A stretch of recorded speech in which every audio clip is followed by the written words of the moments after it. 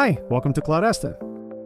In this video, you will learn how to copy email data to Google Workspace from IMAP-based providers using the new data migration tool available in admin.google.com.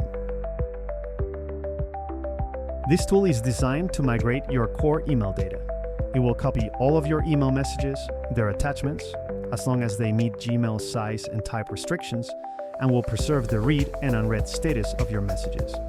It will also migrate your folders and subfolders, which will be converted into Gmail labels. This tool is specifically for email.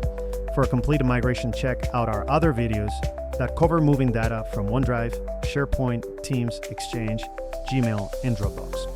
Before you begin, let's cover the prerequisites. You'll need super administrator access in your Google Workspace account. You must also ensure that IMAP is turned on for your users in the source account. Finally, you will need the IMAP Server Address for your source email provider. Let's look at our starting point. Here in our source IMAP account, we have an inbox with various emails organized into a few folders. Our goal is to see all of these recreated in the new Google Workspace account. Okay, let's begin in your Google Workspace admin console. In the left side menu, navigate to Data, Data Import and Export, Data Migration New. Scroll to the bottom and choose the IMAP tool. First, you'll need to enter the address of your IMAP server. If you're not sure what it is, Google provides a handy list of common providers in their documentation.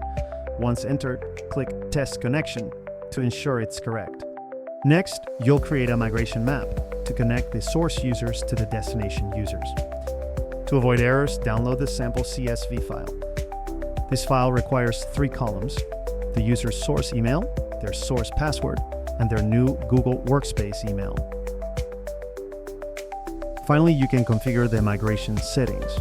You can set a start date, include deleted or spam emails, or exclude specific folders. When you're ready, click Start Migration. You can monitor the progress in the dashboard. After the initial migration is complete, you should run a Delta migration.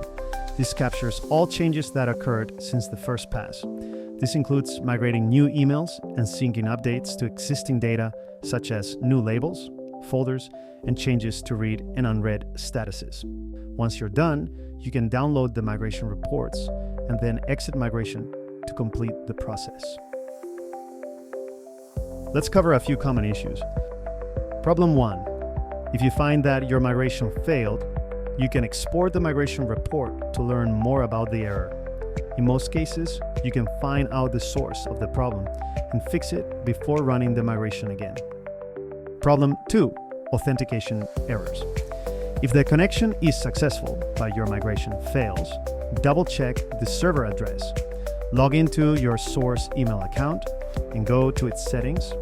Look for the IMAP or mail forwarding section. Here you'll find the exact server address your account needs. For example, a generic address might be .com, but your account might be on a regional server like .eu. While you're in the settings, you also need to confirm that IMAP access is enabled for your account. Remember to check if your provider requires you to generate and use a special app password for this kind of connection. Once the migration is complete, let's look at the results. As you can see here in our new Google Workspace account, all the emails have been copied over, and the user's original folder structure has been preserved as Gmail labels.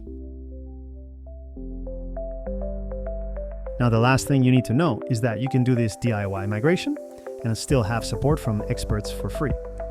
If you haven't created a Google Workspace account yet, go to gws.cloudasta.com to get started with a free trial.